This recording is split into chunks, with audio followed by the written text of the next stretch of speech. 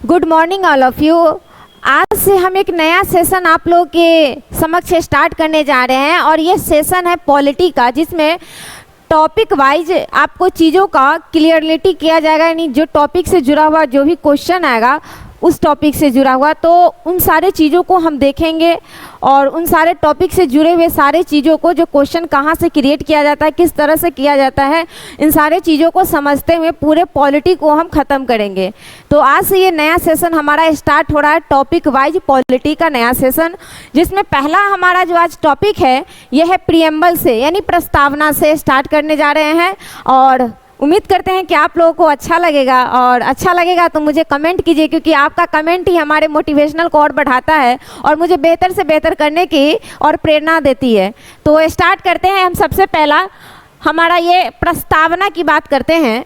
प्रस्तावना को ही उद्देशिका के नाम से भी जानते हैं। देखिए, ये जो भारतीय स्वतंत्रता संग्राम का जो दौर चल रहा था और उसके बाद से भारत में जो संविधान की मांग की प्रक्रिया लगातार चलने लगी, और लोगों के कांग्रेस के मंच पर भी और जितने भी उस समय के राजनेताएं थे, उन लोगों ने जब संविधान को मांग करने लगा कि हमारे भारत का एक संविधान होना चाहिए, संविधान बनना चाहिए, तो इसके लिए कैबिनेट मिशन लाया गया। ब्रिटिश के समय की बात है, क्योंकि उस समय ब्रिटिश ने 1946 में कैबिनेट मिशन लाया, और उसके बाद इसी मिशन के तहत भारत में संविधान सभा का गठन किया गया। और जब संविधान सभा गठित हो गई तो इसे हम थोड़ा सा समझ लेते हैं, फिर आगे हम इसको अच्छे से समझेंगे कि किस तरह से प्रीएम्बल से क्वेश्चन आता है। अगर हम देखेंगे कि प्रस्तावना, जिसका दूसरा नाम उद्देशिका भी है, इसे संविधान के उद्देशिका के साथ साथ इसे भूमिका भी कहते हैं, प्रीएम्बल भी कहते हैं, तो ये सारे इसके ही नाम हैं। उद्देशिका नाम जो ये चर्चित है, ये थोड़ा सा इसका एक अपना ऐतिहासिक कुछ पॉइंट है। उद्देशिका की बात करेंगे, सबसे पहले अगर हम देखेंगे संविधान सभा, ये जो संविधान सभा है, इसका अगर हम बात करेंगे कि निर्माण होता है भारत में, संविधान सभा का उद्देश्य था कि भारत का संविधान को बनाना, और यह कैबिनेट मिशन के तहत इसका गठन किया गया। और इसमें जितने भी मेंबर थे संविधान सभा में, इसका एक ही उद्देश्य था कि भारत का संविधान बनाना। अब आता है कि इस संविधान सभा के प्रमुख, हम बैठक पर थोड़ा चर्चा कर लेते हैं कि इसकी जो पहली बैठक होती है वह 9 दिसंबर 1946 को होता है। और इस बैठक के दिन क्या होता है कि भारत के जो ये संविधान सभा है, इसके लिए एक अस्थायी अध्यक्ष के रूप में एक व्यक्ति का चुनाव होता है, जिनका नाम था सच्चिदानंद सिन्हा जी। तो पहली बैठक 9 दिसंबर 1946 को, और इनका इसमें जो अस्थायी अध्यक्ष के तौर पे जो नामित हुए जिन व्यक्ति, वो थे सच्चिदानंद सिन्हा। दूसरा बैठक अगर देखें तो 11 दिसंबर 1946 को होता है उस संविधान सभा का, और इसी दिन अस्थायी अध्यक्ष के तौर पे डॉक्टर राजेंद्र प्रसाद जी को चुन लिया जाता है। अब देखिए, ये आप कह रहे होइएगा, सोच रहे हुए कि संविधान सभा की ये बात हम क्यों बता रहे हैं जब हम उद्देशिका पर बात करेंगे, क्योंकि इसमें थोड़ा सा इसी चीज़ को अगर एक क्रम और आगे बढ़ेंगे तो यहाँ बात आ जाती है उद्देशिका की। अब आते हैं तीसरा बैठक 13 दिसंबर 1946 को। ये काफ़ी एक इम्पोर्टेंट है उद्देशिका के पॉइंट ऑफ व्यू से। ये क्या होता है कि इसी दिन 13 दिसंबर 1946 को उद्देशिका, जिसे आज प्रीएम्बल या प्रस्तावना कहते हैं, इसको संविधान सभा के पटल पर सबसे पहले पंडित जवाहरलाल नेहरू जी, कौन, पंडित जवाहरलाल नेहरू जी, तो पंडित जवाहरलाल नेहरू जी ने संविधान सभा के समक्ष उद्देशिका प्रस्तुत करते हैं। और बात आती है कि इसे जो प्रस्तुत किया गया 13 दिसंबर 1946 को, लेकिन ये जो संविधान सभा थी, इसे कब इस उद्देशिका को स्वीकार किया, तो ये आता है दिन, डेट अगर हम इसका रखें तो 22 जनवरी 1947। 22 जनवरी 1947 का वह डेट आता है जब संविधान सभा के द्वारा उद्देशिका को स्वीकार किया गया, और यही उद्देशिका आज प्रस्तावना के नाम से जानते हैं। तो यहाँ पर तो हम क्लियर कर लिए। फिर अब थोड़ा आगे और बढ़ते हैं, प्रस्तावना क्या कहती है। अब हम प्रस्तावना में बढ़ते हैं उद्देशिका में। सबसे पहले भारत का संविधान अर्थात उद्देशिका क्या कहता है, हम भारत के लोग। देखिए हम यहाँ पर ना सारे चीज़ों को, तथ्यों को किस तरह से अलग कर रहे हैं, आप भी थोड़ा सा देखते जाइए, क्योंकि यहीं से कई सारे क्वेश्चन एग्जाम्स में देखने को मिलता है। सबसे पहला कह रहा है हम भारत के लोग, भारत को एक संपूर्ण प्रभुत्व संपन्न, अब देखिए प्रभुत्व संपन्न, यही बात आता है संपूर्ण प्रभुत्व संपन्न, और ये हम भारत के लोग, हम अंडरलाइन करते जा रहे हैं चीज़ों को, समाजवादी, पंथ निरपेक्ष और लोकतंत्रात्मक गणराज्य। क्या है तो समाजवादी, पंथ निरपेक्ष, लोकतंत्रात्मक गणराज्य बनाने के लिए तथा उनके समस्त नागरिकों को सामाजिक, आर्थिक और राजनीतिक न्याय, देखिए यहाँ पर न्याय, 3 प्रकार के न्याय निकल गया सबसे पहले। फिर कह रहा है कि विचार, अभिव्यक्ति, विश्वास, धर्म और उपासना की स्वतंत्रता। तो ये कितने प्रकार की स्वतंत्रता की बात किया जा रहा है प्रियम्बल में, तो 5 प्रकार के स्वतंत्रता, और न्याय कितने प्रकार के, 3 प्रकार के। क्वेश्चन कई बार यहाँ से पूछे गए हैं, हम चीज़ों को अभी बस अलग अलग कर रहे हैं। अब आते हैं प्रतिष्ठा और अवसर की समता। देखिए समता मतलब कितने प्रकार के, तो 2, प्रतिष्ठा और अवसर की समता। तो समता कितने प्रकार की बात की जा रही है, 2 प्रकार की समता की बात की जा रही है। अब हम देखेंगे तथा उन सब में व्यक्ति की गरिमा और राष्ट्र की एकता अखंडता। तो राष्ट्र की एकता और अखंडता, ठीक है, ये भी हम जानेंगे इसको क्या है। सुनिश्चित करने वाली बंधुता बढ़ाने के लिए, देखिए एक ये आ जाता है बंधुता बढ़ाने के लिए दृढ़ संकल्प होकर अपनी इस संविधान सभा में आज, अब एक इसमें भारत का जो संविधान था वो बन करके जो तैयार हुआ उसका डेट भी प्रस्तावना में बताया गया है। तो ये 26 नवंबर 1949 को मिति मार्गशीर्ष शुक्ला सप्तमी संवत 2006 विक्रमी। इसमें अगर हम देखें कि इसमें कौन सा संवत के बारे में जिक्र किया गया तो विक्रमी संवत को एतत् द्वारा इस संविधान को अंगीकृत, अधिनियमित और आत्मार्पित करते हैं, यानी कि हम स्वयं पर भी इसे लागू करते हैं। तथ्यों को बस हमने अभी पढ़ करके सबको अलग किए हैं और अंडरलाइन किए हैं कि कहाँ से क्या क्या चीज़ों को समझना है, किन किन टर्मों को समझना है। सबसे पहला टर्म आता है हम भारत के लोग। यह शब्द क्या बताता है, क्या हम बोल रहे हैं हम भारत के लोग तो क्या मेरे लिए है सिर्फ, नहीं, ये जितने भी भारत के व्यक्ति हैं, नागरिक हैं, चाहे वो किसी धर्म, जाति, भाषा, किसी भी क्षेत्र के रहने वाले हैं, उससे कोई मतलब नहीं है। भारतीय भूखंड में रहने वाले सभी भारतीयों की बात किया जा रहा है कि यह जो हम भारत के लोग हैं, इस भारतीय भूभाग में रहने वाले सभी भारतीय भारत के संविधान की शक्ति है। तो ये बताता है किसका प्रतीक हम भारत के लोग, भारतीय संविधान की शक्ति कौन है, तो भारत के जनता है, भारत की नागरिक है। तो ये इंडिकेट कर रहा है यहाँ पर भारतीय संविधान के शक्ति को। तो ये उद्देशिका की बात करेंगे तो उद्देशिका तो एक ये हो गया, हम भारत के लोग शक्ति को प्रदर्शित करता है। भारतीय संविधान के अगर हम यहाँ देखें,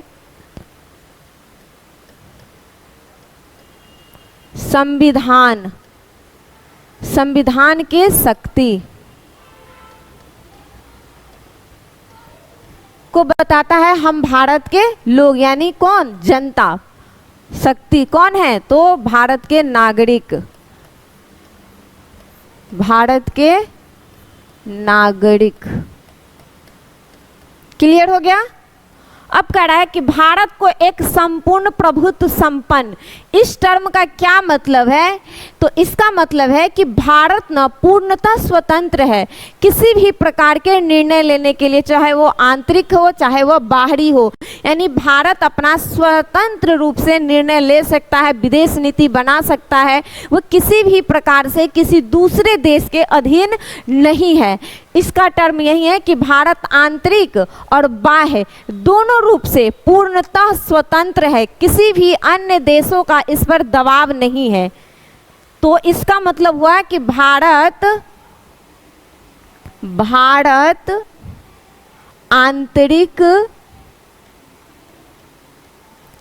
एवं बाह्य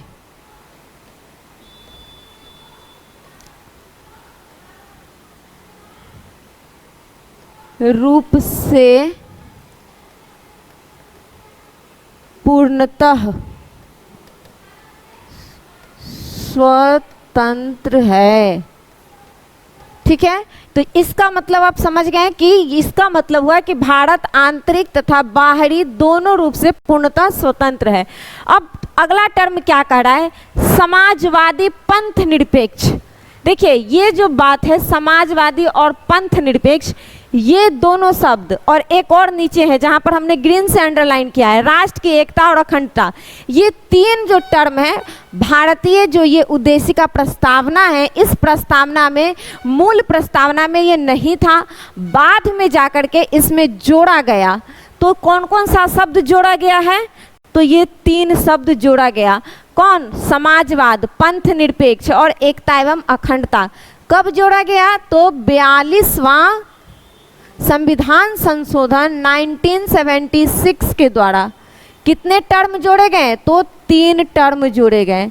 कौन कौन सा? तो समाजवाद, पंथ निरपेक्ष। देखिए इन सारे चीज़ों को हम अभी बस टर्मों को अलग कर रहे हैं, फिर सारे टर्मों को भी हम बताएंगे, इसके लिए टेंशन नहीं लेना है। समाजवाद, पंथ निरपेक्ष और उसके बाद एकता अखंडता, एकता एवं अखंडता।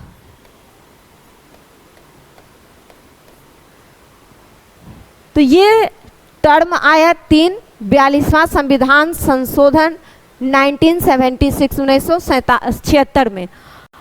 ये समझ गए कि बाद में ये जोड़ा गया। उसके बाद इसमें कह रहा है बनाने के लिए तथा उनके समस्त, देखिए लोकतंत्रात्मक गणराज्य।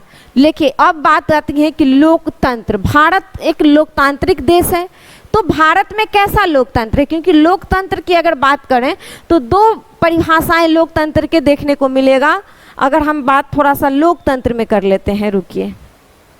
भारत में तो लोकतंत्र है, लोकतंत्र।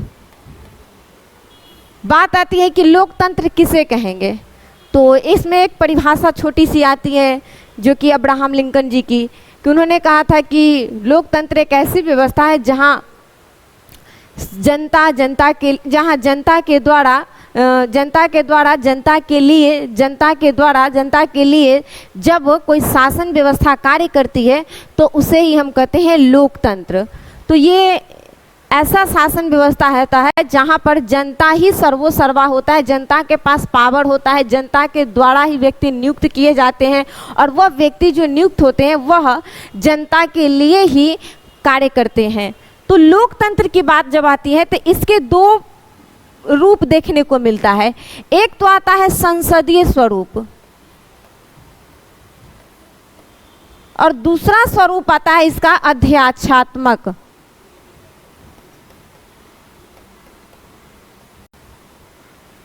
अध्यक्षात्मक और संसदीय स्वरूप। संसदीय स्वरूप भारत में देखने को मिलता है। तो ये जो भारत में जो लोकतंत्र की व्यवस्था की गई है ये कैसी है? तो भारत में लोकतंत्र संसदीय प्रकार की व्यवस्था के अंतर्गत काम करती है। यहाँ पर क्या होता है कि आप देखिए भारत में जो ये लोकतंत्र की व्यवस्था संसदीय प्रणाली है, ये भी पूछा जाता है कि ये किस देश के व्यवस्था से लिया गया है। तो ये अगर देखें किससे प्रेरित है भारत में, तो ये ब्रिटेन से है।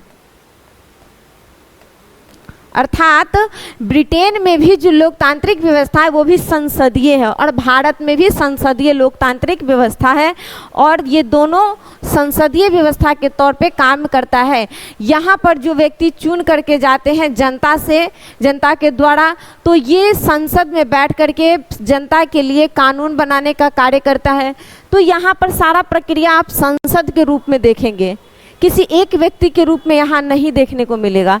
अब यहाँ पर अध्यात्मात्मक की बात आता है, तो यहाँ पर क्या है, अध्यक्षात्मक आपकी व्यवस्था आपको कहाँ मिलेगा? तो अमेरिका में, यूएसए में। यहाँ पर सर्वोसर्वा कौन होता है? राष्ट्रपति।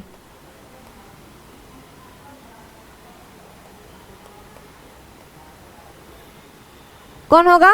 राष्ट्रपति। यहाँ पर नहीं, यहाँ पर कौन होंगे? पीएम। यहाँ पर सबसे ज़्यादा काम वगैरह जो होता है, पावर जो होगा, जो भी देश के संचालन के, पीएम करेंगे, और यहाँ पर राष्ट्रपति करते हैं अध्यक्षात्मक में। अब देखिए एक और आता है, ये तो लोकतंत्र के हो गया।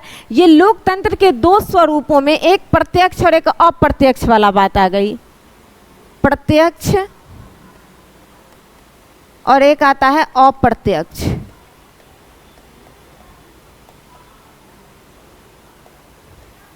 तो ये जो प्रत्यक्ष लोकतंत्र की व्यवस्था है, इसके अंतर्गत ये दोनों आ जाएंगे। लोकतंत्र के दो व्यवस्था, एक प्रत्यक्ष लोकतंत्रात्मक व्यवस्था और एक अप्रत्यक्ष लोकतंत्रात्मक व्यवस्था। सॉरी यहाँ मिस्टेक हो गया, यहाँ पर ये प्रत्यक्ष नहीं, ये अप्रत्यक्ष हो जाएगा। सॉरी, ये अप्रत्यक्ष जो लोकतांत्रिक व्यवस्था है, इसके अंतर्गत संसदीय और अध्यक्षात्मक लोकतंत्र आएगा, और अप्रत्यक्ष के अंतर्गत ही भारत भी आएगा, क्योंकि भारत में लोग जो होते हैं वो चुन करके जाते हैं संसद में और फिर वो काम करते हैं। और ये जो प्रत्यक्ष होता है, यानी भारत के जनता डायरेक्ट इसमें पार्टिसिपेट नहीं होता है कानून वगैरह बनाने में, वो कौन करते हैं? तो भारत के द्वारा चुने गए व्यक्ति काम करते हैं। तो इसीलिए यह अप्रत्यक्ष लोकतंत्र के अंतर्गत भारत में है। और संसदीय लोकतंत्र है, अप्रत्यक्षात्मक संसदीय लोकतंत्र की व्यवस्था कहाँ देखने को मिलती है? तो भारत में। लेकिन अगर प्रत्यक्ष बात करेंगे कि प्रत्यक्ष लोकतंत्र कहाँ है, तो ये आ जाता है स्विट्जरलैंड में। स्विट्जरलैंड। क्लियर? यहाँ पर थोड़ा सा एक मिस्टेक है, आप ये कर दिए, वैसे हम ठीक, कोई दिक्कत नहीं होगा आप लोगों को। आप इसे ऐसे कर सकते हैं, ठीक है। अप्रत्यक्ष लोकतांत्रिक व्यवस्था भारत में है और संसदीय प्रणाली के अंतर्गत। अब आता है बात, तो ये तो हम क्लियर हो गया कि लोकतंत्र का भारत में क्या स्वरूप है। अब आता है गणराज। गणराज का क्या मतलब है? तो थोड़ा सा इसको भी हम समझ लेते हैं। गणराज,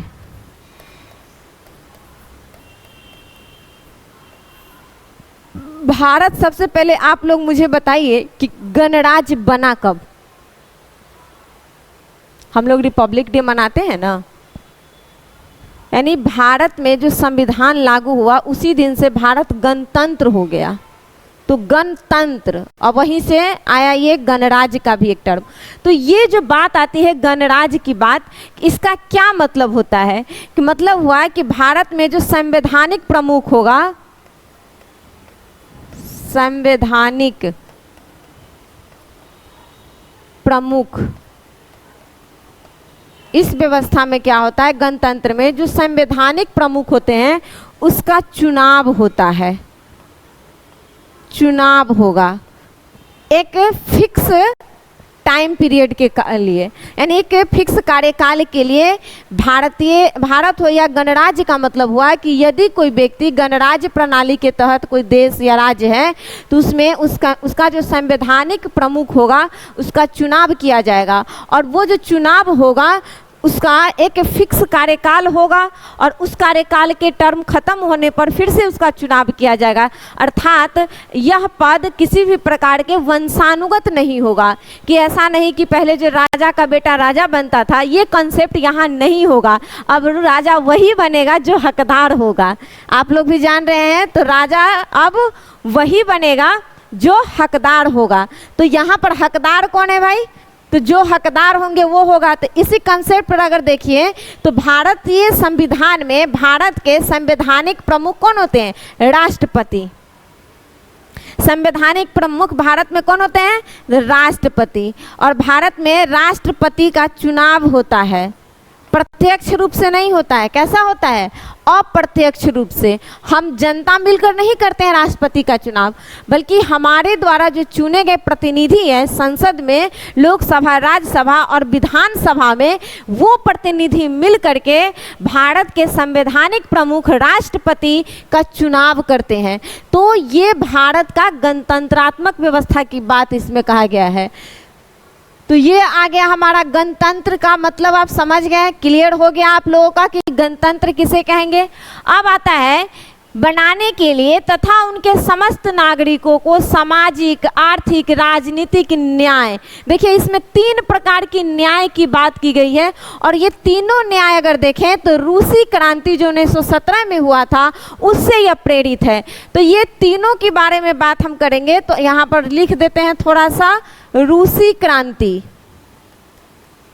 ये तीनों टर्म कहाँ से प्रेरित है? रूसी क्रांति जो 1917 में हुआ था, रूस की क्रांति, वहाँ से, बोल्शेविक क्रांति जिसे कहते हैं, वहाँ से ये तीनों शब्द प्रेरित है। और समाजवाद की जब बात आएगी, सामाजिक न्याय की बात आएगी, तो ये हमारा जो मूल अधिकार भारतीय संविधान में दिया गया है भाग 3 के तहत आर्टिकल 12 से 35 के बीच में, यहाँ पर ये समाजवाद के अंतर्गत इसके लिए सामाजिक न्याय की बात की गई है। क्योंकि आप सभी जानते हैं कि जो 17, 18 है, 15, इसमें सामाजिक न्याय, जिसमें छुआछूत, विशेष जो उपाधि की बात कहा गया वो उसका अंत करने की बात किया गया है। तो ये जो 15, 17, 18 है, यही सामाजिक न्याय की बात किया गया है। फिर आर्थिक बात करता है तो भारतीय संविधान का एक भाग है, भाग 4, नीति निर्देशक तत्व। और इसी नीति निर्देशक तत्व में यह कहा गया है क्या, कि भारत में कल्याणकारी राज्य या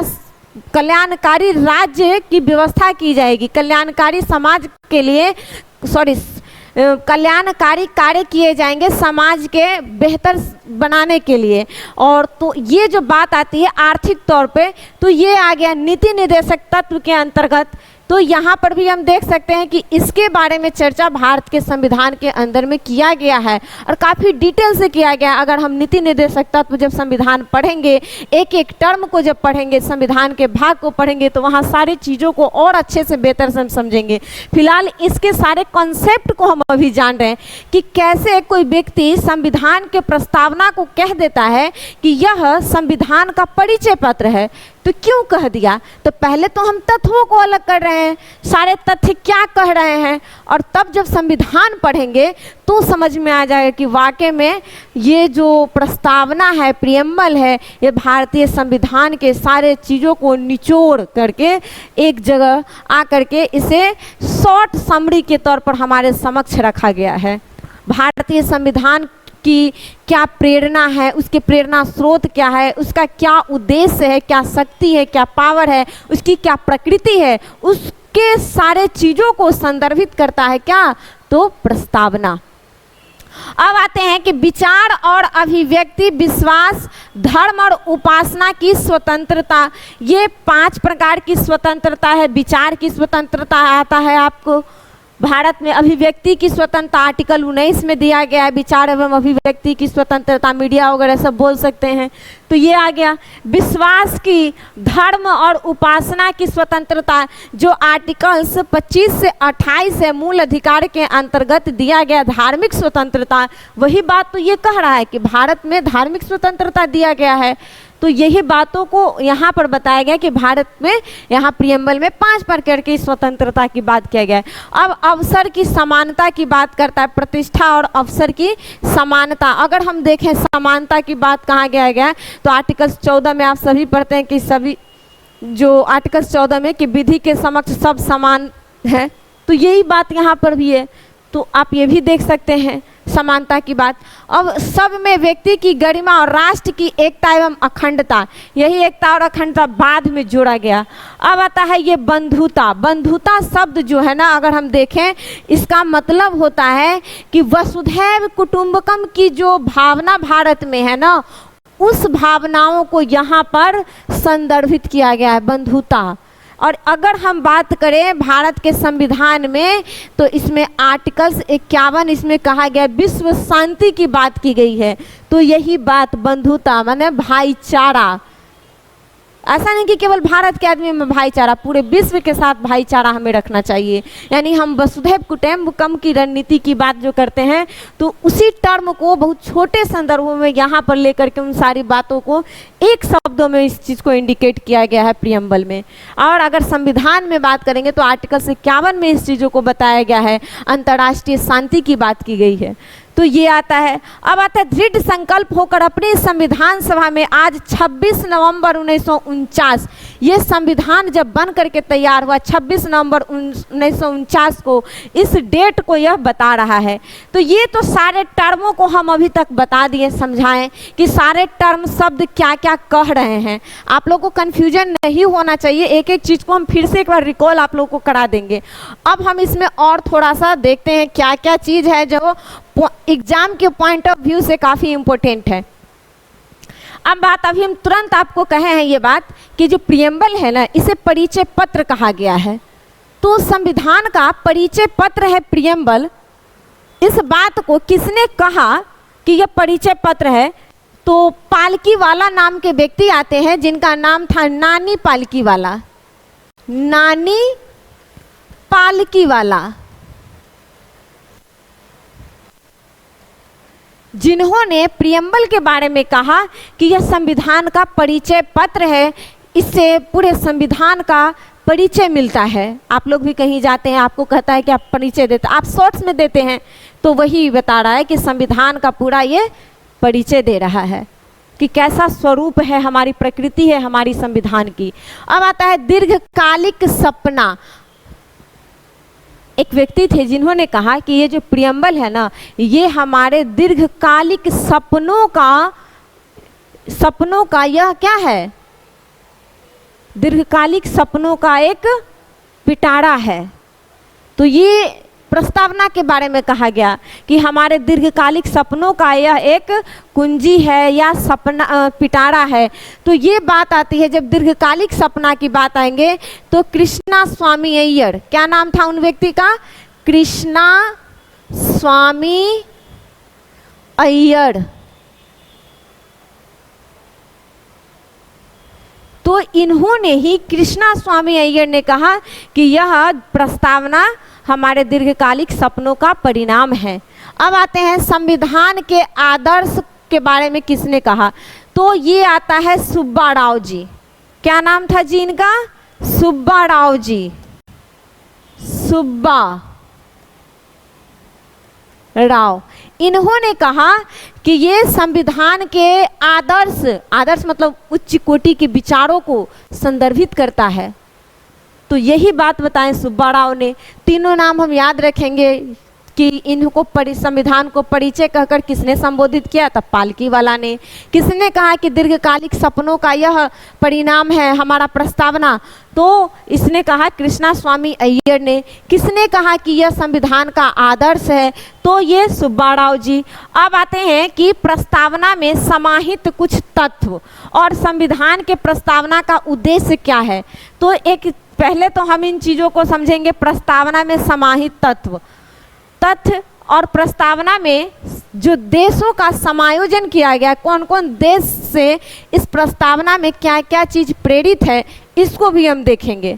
तो सबसे पहले प्रस्तावना में समाहित तत्वों की बात करेंगे। तो सबसे पहले क्या होता है कि यह जो उद्देशिका प्रियम्बल है, यह भारतीय संविधान के उद्देश्यों को बताता है कि संविधान का क्या उद्देश्य है। तो ये सबसे पहले उद्देश्य को क्लियर करता है और साथ ही साथ यह भारतीय संविधान की जो शक्ति है उसको भी क्लियर करता है कि क्या है भारतीय संविधान की शक्ति है। तो भारत के जनता, तो ये हो गया। दूसरा आता है कि भारत के शक्ति का स्रोत कौन है? तो वही भारत के जनता है, यानी कि नागरिक, भारतीय नागरिक। अब बात करते हैं कि भारतीय संविधान के प्रस्तावना में जो स्वतंत्रता की बात की गई है, 5 प्रकार के अभी हम आपको बताए हैं: विचार, अभिव्यक्ति, उपासना और धर्म। तो ये सारे स्वतंत्रता की बात की गई है। समानता की बात करेंगे तो 2 प्रकार की समानता है, प्रतिष्ठा और अवसर की समानता। अगर इसमें हम आएंगे तो आर्टिकल्स 14 हमारा हो जाएगा समानता से संबंधित। अगर धर्म और उपासना को अगर हम इंडिकेट करते हैं तो ये आ जाएगा हमारा आर्टिकल्स 25 से 28, क्योंकि धार्मिक स्वतंत्रता की बात आर्टिकल्स 25 से 28 में बताया गया है। अब आते हैं विचार और अभिव्यक्ति की बात करेंगे तो आर्टिकल्स 19 में आ जाएगा। अब आते हैं न्याय की बात करेंगे, सामाजिक, आर्थिक और राजनीतिक न्याय। तो ये न्याय 3 प्रकार के न्याय को संदर्भित करता है और यह रूस के संविधान से प्रेरित है।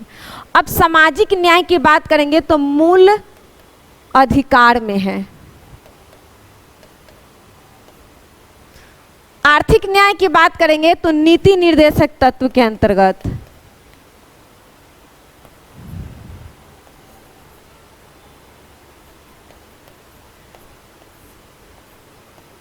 भाग 4 में, और ये भाग 3 में। अब राजनीतिक न्याय की बात कहाँ किया गया है? तो देखिए राजनीतिक न्याय ना एक आर्टिकल्स 38 में भी है, जहाँ पर यह कहा गया है कि सभी को 38 के ए में, तो वहाँ पर यह बताया गया है कि सभी को निःशुल्क, जो व्यक्ति इस लायक नहीं है, उनके पास इतना धन संपत्ति नहीं, वो गरीब है, पुअर है, ऐसे लोगों के लिए यह बताया गया है कि सभी को निःशुल्क न्यायिक व्यवस्था का प्रावधान किया गया है। तो ये वाला आ गया कि न्यायिक समानता की बात कर रहा है। साथ ही साथ एक और आएगा आर्टिकल्स आपका 324 और 326, इसमें भी राजनीतिक न्याय से संबंधित चीज़ों को बताया गया है। देखिए हम एक चीज़ में इतना सारा, केवल प्रस्तावना में ये सारे चीज़ है, आप एकदम अच्छे से चीज़ों को समझते जाइएगा तो कोई दिक्कत नहीं है। न्याय 3 प्रकार के, सामाजिक, आर्थिक, राजनीतिक, कहाँ पे? प्रियम्बल में। और किससे ये प्रेरित है ये टर्म? तो रूस से। अब बात करते हैं कि सामाजिक न्याय की बात संविधान में हम अगर पढ़ेंगे तो कहाँ आएगा? मूल अधिकार के अंतर्गत आएगा। फिर जब आर्थिक न्याय की बात करेंगे तो हम कहाँ पढ़ेंगे? भाग 4 में नीति निर्देशक तत्व के अंतर्गत पढ़ेंगे। राजनीतिक न्याय की बात करेंगे तो कहाँ पढ़ेंगे? तो ये मूल कर्तव्य बोलते हैं, नीति निर्देशक तत्व में तो पढ़ेंगे ही, साथ ही साथ आर्टिकल 324, 326 में भी पढ़ेंगे। एकदम क्लियर होना चाहिए आप लोगों को। अब हम नेक्स्ट आते हैं कि भारतीय संविधान के प्रस्तावना जो है, इसमें किन किन देशों के चीज़ों का समायोजन है। तो सबसे पहले तो हम ये कहेंगे कि प्रस्तावना आखिर जो विचार आया किनको? पंडित जवाहरलाल नेहरू जी के मन में। तो उन्होंने जब संविधान सभा के समक्ष लेकर के इनको आए तो इनका विचार क्या, रात में जगे थे और सुबह उठ करके अरे चलो लेकर चलते हैं उद्देशिका को, हम ऐसे ऐसे हैं, ऐसा नहीं हुआ था। किसी से न कहीं से कुछ ना कुछ प्रेरित होता है। तो वो भी प्रेरित थे, कहाँ से? तो अमेरिका से, यूएसए। और वहाँ पर जो वहाँ के संविधान में जो प्रस्तावना प्रियम्बल था, उससे वो प्रेरित होकर के भारतीय जो संविधान सभा था उनके पटल पे उद्देशिका प्रस्तुत करते हैं। तो सबसे पहली बात आ जाता है कि उद्देशिका प्रेरित किससे है? तो यूएसए से। अब बात आते हैं कि इसमें रूस के देशों का भी देखें तुरंत हम कि समायोजन है, 3 प्रकार के न्यायिक व्यवस्था लिया गया है। तो ये एकदम क्लियर हो गया कि रूस के भी जो क्रांति था 1917 का बोल्शेविक क्रांति, इसका भी समायोजन है। अब आते हैं हम कि फ्रांस, तीसरा देश कौन सा आ जाएगा हमारा? फ्रांस। और इससे क्या लिया गया है? तो फ्रांस से 3 टर्म आया प्रियम्बल में। कौन कौन? तो स्वतंत्रता, समानता और बंधुता। ये तीनों टर्म जो प्रियम्बल में जोड़ा गया है या जो लिखा गया है, यह फ्रांस की क्रांति से प्रेरित ये तीनों शब्द है। कौन कौन? स्वतंत्रता, समानता और बंधुता। क्लियर? कि फ्रांस से कौन लेंगे? समानता, स्वतंत्रता और बंधुता। रूस से क्या लेंगे? सामाजिक, आर्थिक, राजनीतिक व्यवस्था की बात की गई है। अब आते हैं हम ऑस्ट्रेलिया। ऑस्ट्रेलिया से प्रियम्बल में क्या समायोजित किया गया है? तो जो भारत के जो प्रियम्बल है, ये जो प्रियम्बल की जो भाषा है, यह ऑस्ट्रेलिया के लिया गया है। तो ये क्लियर हो गया कि यहाँ से हम क्या लिए हैं? भाषा। प्रेरित कहाँ से है? अमेरिका से। रूस से क्या लिए? समानता, स्वतंत्रता और सामाजिक, आर्थिक और राजनीतिक व्यवस्था। तो ये सारे देश, 4 देश। क्लियर? तत्वों में अंतर्गत क्या क्या इंडिकेट कर रहा है, क्या शक्ति है भारतीय संविधान को, उसको बताने का काम करता है प्रियम्बल। कौन कौन से टर्म इसमें समायोजित है इसके तत्वों के अंतर्गत। तो ये सारे चीज़ों को हम आराम से समझ गए। 5 प्रकार की स्वतंत्रता की बात की गई है, 3 प्रकार के न्याय की बात की गई है। क्लियर हो गया? अब हम थोड़ा सा और चीज़ों को अगर समझना चाहें तो समझ सकते हैं। एक चीज़ और आता है,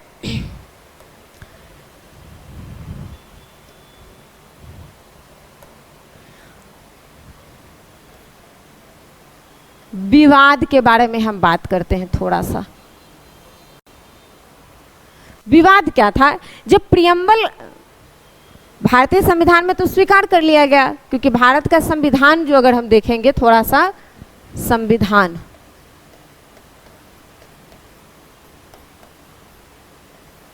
तो हमारा संविधान जो था बन करके तो तैयार हो जाता है 26 नवंबर 1949 को, और इसी दिन हम संविधान दिवस भी मनाते हैं।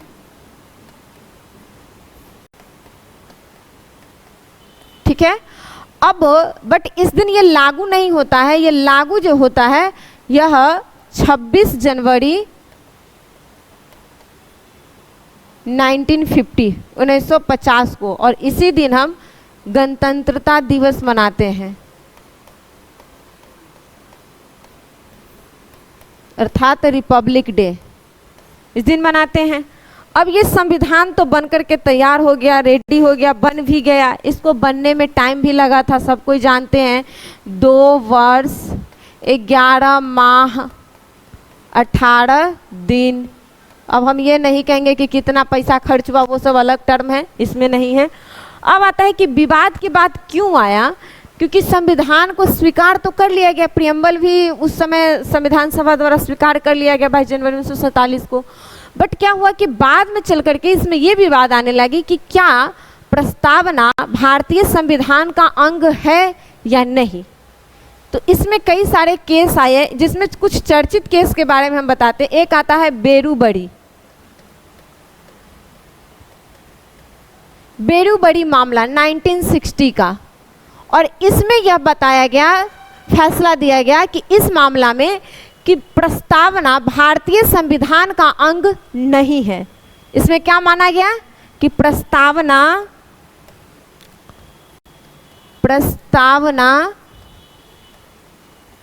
संविधान का अंग नहीं है।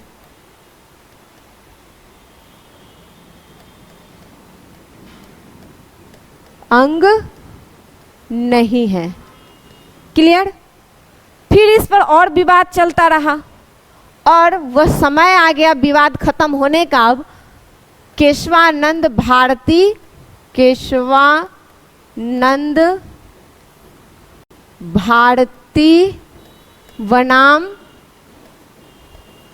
बनाम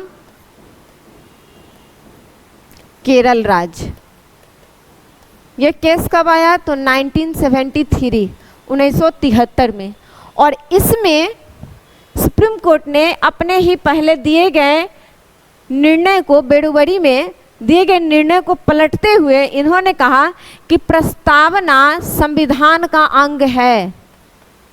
प्रस्तावना संविधान का अंग है। और साथ ही साथ इसी मामले में इन्होंने मूल ढांचा का सिद्धांत दिया। मूल ढांचा का सिद्धांत,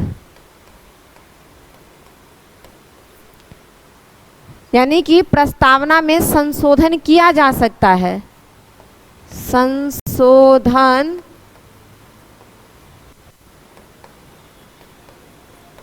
किया जा सकता है, किंतु यह न्यायोचित नहीं है, यानी कि इसको लागू करने के लिए हम न्यायालय नहीं जा सकते हैं। न्यायालय नहीं जा सकते हैं, यह भी बात इसमें क्लियर किया गया है। तो ये टर्म थोड़ा सा विवादित चीज़ों को अब हम अपने तरीके से यहाँ पर लिख दिए, आप लोग भी थोड़ा समझ लीजिएगा। सबसे पहला विवाद आया बेरूबड़ी मामला 1960। इसमें कहा गया कि क्या प्रस्तावना संविधान का अंग है, तो इसमें फैसला आया कि नहीं, प्रस्तावना संविधान का अंग नहीं है। लेकिन जब वह केशवानंद भारती बनाम केस आता है, तो इसमें 1973 में फैसला दिया गया कि प्रस्तावना भारतीय संविधान का अंग है। और साथ ही साथ इसमें एक टर्म आया मूल ढांचा का सिद्धांत। इसमें यह कहा गया है कि संसद प्रस्तावना में संशोधन कर सकती है और संशोधन कर तो सकती है, लेकिन बिना इसके मूल ढांचाओं को परिवर्तित किए हुए, यानी कि जो प्रस्तावना का मूल ढांचा है उसमें किसी प्रकार का छेड़छाड़ नहीं किया जाएगा और उस हिसाब से इसमें संशोधन किया जा सकता है। साथ ही साथ इसमें यह भी क्लियर किया गया कि ऐसा नहीं है कि जो प्रस्तावना में सारे तथ्य दिए गए हैं उसको अगर हम व्याख्या करें, उन चीज़ों को व्याख्या से जो निकल के आएगा तो इसके लिए हम न्यायालय में चले जाएंगे, ऐसा नहीं है। तो ये भी क्लियर कर दिया गया। तो ये हम देखेंगे कि मूल ढांचा का सिद्धांत कब दिया गया, तो 1973 में केशवानंद भारती बनाम केस में, और संविधान के अंग के रूप में स्वीकार भी किया गया। फिर बाद में एक और मामला आता है LIC का, जिसमें भी इसी बात को दोहराया गया और स्वीकार भी किया गया कि हाँ ये जो प्रस्तावना है भारतीय संविधान का अंग है। तो ये सारा टर्म आप ये थोड़ा सा चीज़ों को समझ गए। प्रस्तावना से लगभग जितने भी अलग अलग चीज़ों से करके, यानी कि उनके अलग अलग पहलुओं से तथ्यों को एकत्रित करके अलग अलग करके क्वेश्चन जो पूछा जाता है, लगभग मैंने आपको सारी चीज़ों को एक एक करके क्लियर कर दिया। बट आपको फिर भी कुछ लगेगा तो आप कमेंट बॉक्स में ज़रूर कमेंट करके मुझसे ये बताइएगा कि मैम आपने कुछ चीज़ों को छोड़ दिया। मुझे जहाँ तक लग रहा है कि मैंने सारा चीज़ को बता दिया है, आप लोगों को क्लियर किया है। और ये बात अभी तुरंत हम बताएं आपसे कि 42वां संविधान संशोधन 1976 में हुआ। क्यों? क्योंकि यहीं पर ये जो मामला था,